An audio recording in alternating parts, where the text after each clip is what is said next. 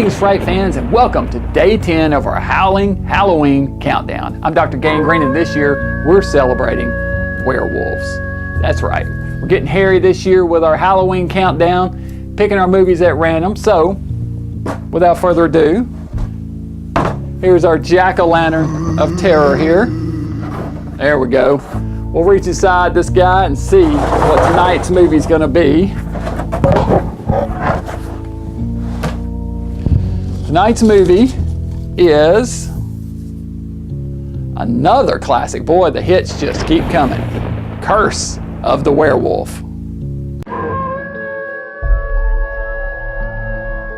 Curse of the Werewolf, 1961, Hammer Studios, is based on the 1933 novel The Werewolf of Paris by Guy Endore. The story is set in 18th century Spain, where a beggar is unfairly jailed by the Marquis Sinestro, gotta love that name, and promptly forgotten about. He languishes there for decades, without human contact other than the jailer's mute daughter. He slowly loses his grip on sanity, and lives in dirty, unsanitary conditions like a wild animal. One day, the jailer's daughter is thrown into his cell as punishment for refusing the Marquis' sexual advances. She is attacked and raped by the beggar. She escapes and later learns she's pregnant. She gives birth on Christmas Day, which is looked upon as sinful, as an unwanted child born on Christmas Day is considered an insult to heaven. She dies shortly after childbirth. Just as the baby is born, we hear the forewarning howl of a wolf in the distance. The baby, a boy named Leon, is raised by a couple named Alfredo and Teresa. At a young age, he begins to show signs of werewolfism, killing small animals and running wild in the moonlight.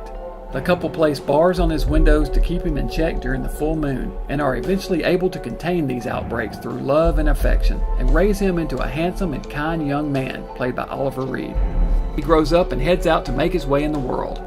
He finds work at a wine cellar in the nearby town, and falls in love with his boss's daughter, Christina, played by Catherine Feller.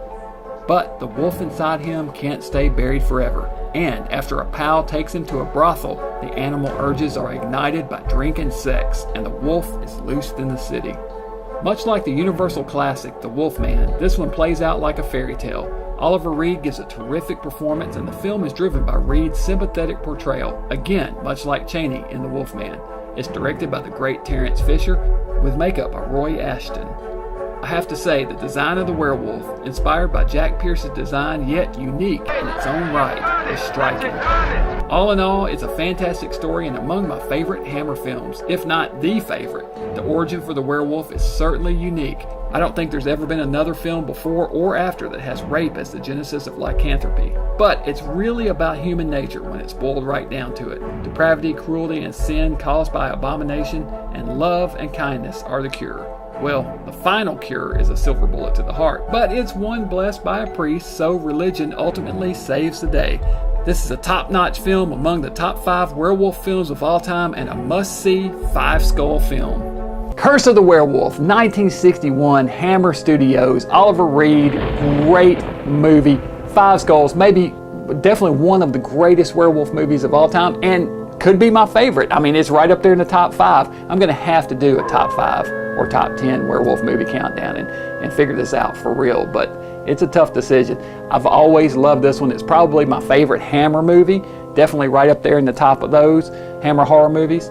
Oliver Reed does a great job, probably brings more rage to the role than anybody else. You know, Lon Chaney Jr. brought empathy, and you were sympathetic towards his character, and you felt the sorrow of the change, but Oliver Reed brought the anger and the fury of the Wolfman and channeled the rage of the wolf better than anybody else. Bigger guy, you know, bring a powerful performance. I love it. Great movie, worth watching, a must-see in the genre.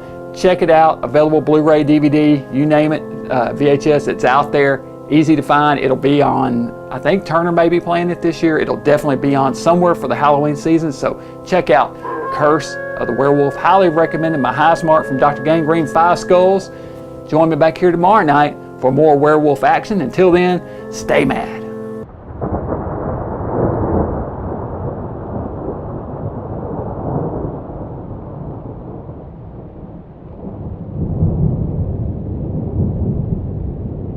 Greetings, Fright fans, and welcome to day 10 of our Howling Halloween countdown. I'm Dr. Gangrene, and we're celebrating werewolf movies this year. We've been having a howling good time, and we'll keep that going tonight as we choose another movie at random to look at. What werewolf movie will it be tonight? We'll grab our jack-o'-lantern of terror here. Put him right up front this time. There he is. Reach inside. Pull out a little guy here. And inside of him will be the name of tonight's movie. What's it going to be?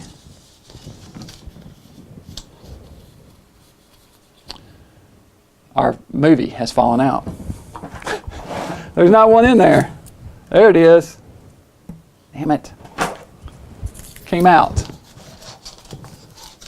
All right, let's try this again.